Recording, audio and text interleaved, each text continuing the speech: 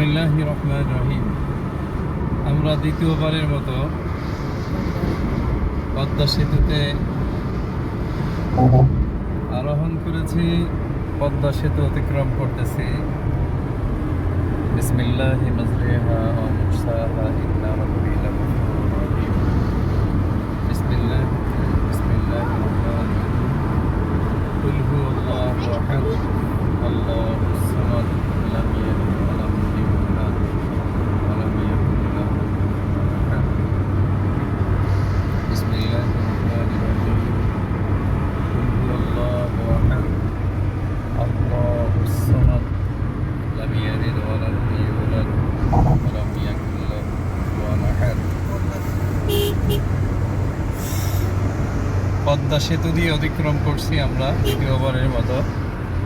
আমরা গোপালগঞ্জ থেকে নড়াইল হয়ে এখন আবার ঢাকার উদ্দেশ্যে পদ্মা সেতু অতিক্রম করছি।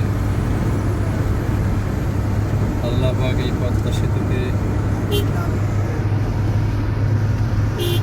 দীর্ঘদিন যাবৎ আমাদের চলাচলের জন্য যেন সুন্দর রাখেন, আমাদেরকে যেন আল্লাহ নেখায়াত দান করেন।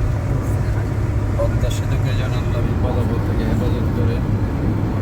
আল্লাহ পাক আমাদের চলাচলের জন্য দীর্ঘদিন আল্লাহ তাআলা মজবুত রাখেন।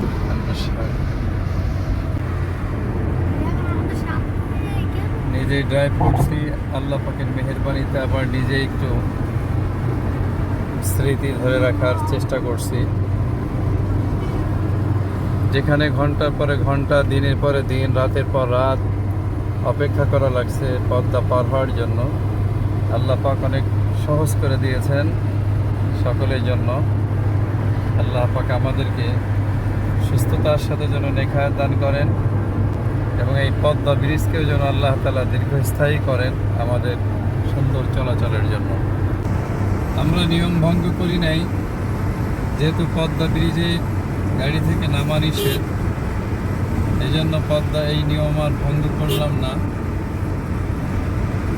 নিয়ম রক্ষা করেই আমরা গাড়ি থেকেই পদ্মার চিত্রকে ধারণ করার চেষ্টা করলাম বা চেষ্টা করেছি।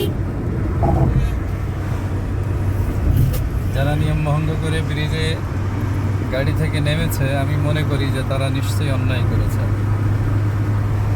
আলহামদুলিল্লাহ, আসাম্মা আলহামদুলিল্লাহ, আমরা পদ্মা পার হয়ে গিয়েছি ইতিমধ্যে আমরা পদ্মা পার হয়েছি।